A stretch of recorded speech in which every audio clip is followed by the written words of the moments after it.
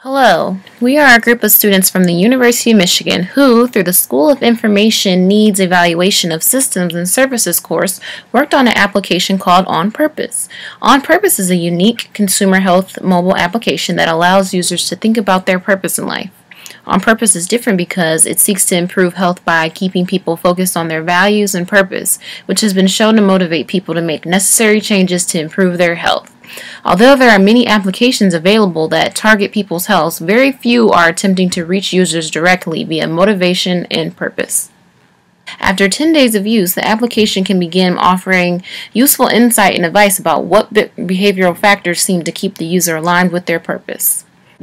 As part of our first assignment, we conducted a stakeholder interview and interviewed 5 potential users of the application. Using the interview analysis, we brainstormed commonalities to come up with 3 personas. Here is one of those personas. This persona represents a user we thought would be drawn to the app. So, the scenario is Jeremy searches for an app on the web to help him organize his work and life. He comes across On Purpose and finds the app really interesting as it helps him align with his life purpose as well as keep a personal journal. On Purpose ended up being a great aid to Jeremy's journal because it did not decrease his functionality by making his junk page irrelevant. Instead, it made the stress of organizing his notes in his journal much easier. To create the entire usability report, we conducted a few different evaluations, and here are the methods for those different evaluations. First, we conducted a pre-survey. Our target population initially included all human beings that are interested in working on their purpose in life. Thus, it was essential to narrow down and specify the population in order to provide a more detailed analysis that would benefit the client. The main aim in this exercise was to narrow down our target population before we conducted our main survey. We created a Google consumer survey with 3 questions to filter our population.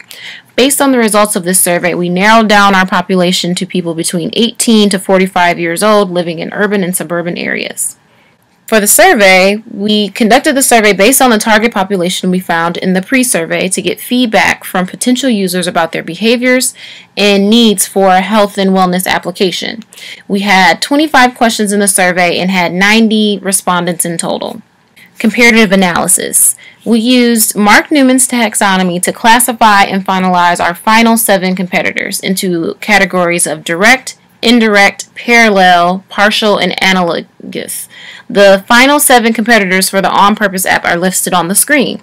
We compared them based on 4 main factors, which were trackability, behavioral focus, analytics, and social features. Heuristic evaluation. For heuristic evaluation, we applied 10 heuristics, 65 design evaluation questions to evaluate how well On Purpose fulfills certain good design rules. Usability tests. The final and most important activity we completed was the usability test. This test had us create 4 tasks surrounding key issues we had identified in other tasks: the sign-up process, chart my day, the reminders, and the feedback page. 3 group members watched and recorded 5 different users while they proceeded through each task. After this semester-long project, we had several usability findings and came up with the recommendations for each. The most important categories were feedback, vocabulary, and some easy fixes. In On Purpose, users can get feedback about what they do to stay aligned with their purpose after a certain time of use. But the feedback is hidden in the user's daily tracking record and needs several steps to get to it. In our usability test, none of our subjects were able to locate the feedback system. To address this problem, we recommend to add a feedback section in the menu to allow direct access of feedback from the menu. On Purpose uses some terms that do not have a common meaning for all users, such as presence in the space page. On Purpose does provide information to help users understand those terms, but the page-long explanation itself is overwhelming. Users might not want to read through the whole page. We suggest to extract important information which can help the users understand the term easily and put it at the very beginning of the explanation page, like the red part of the image. Additional information could be put after it just in case the users want to read more. Some metaphors from the book are confusing to users, such as Winston the dung beetle and his dung. In order to help user better understand metaphors, it is essential that it is explained to the users before they use the app. We suggest to explain the dung beetle metaphor during registration or consider other metaphors that are more easily recognized. The following 4 findings can be easily fixed. They are basic design element issues, but they are in no way minor to the success of the app. They are urgent usability issues that our participants experience difficulty with during the usability test. Our first easy fix finding is that the X, or close button, is too small. We simply recommend increasing the size of the close button. The second easy fix finding was that users often took 2 tries to register, failing to enter a password that had a capital letter, a number, and was 4 characters or longer. To solve this problem, we suggest adding an information button next to the password field so the users can find this information, but without adding clutter to the page. The third easy fix finding is that the size of the text area on the Personalize Your Values page is too small, and users often failed to get it on the first try. To solve this problem, we recommend increasing the size of the text area. The last easy fix finding is that some users were confused that the roots on the homepage are named Purpose, while it actually leads to editing Value and Purpose.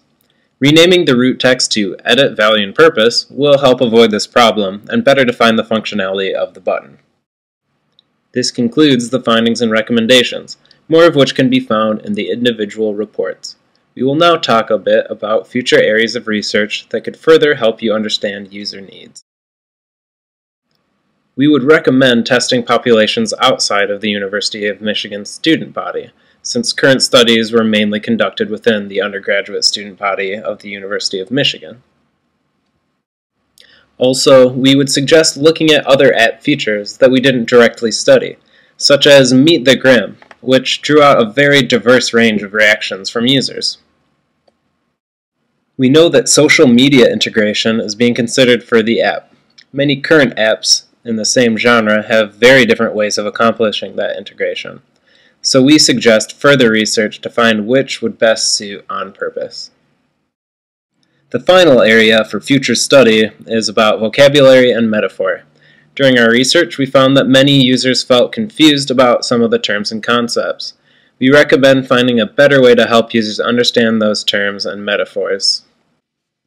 This concludes our video presentation. We hope that you were able to find many valuable takeaways from our work throughout this semester. Shunhua, Rohan, Lynette, Coco, and myself, Adam, all found this experience to be a very valuable part of our education. Thank you for being such an involved client. We look forward to seeing how On Purpose progresses in the future.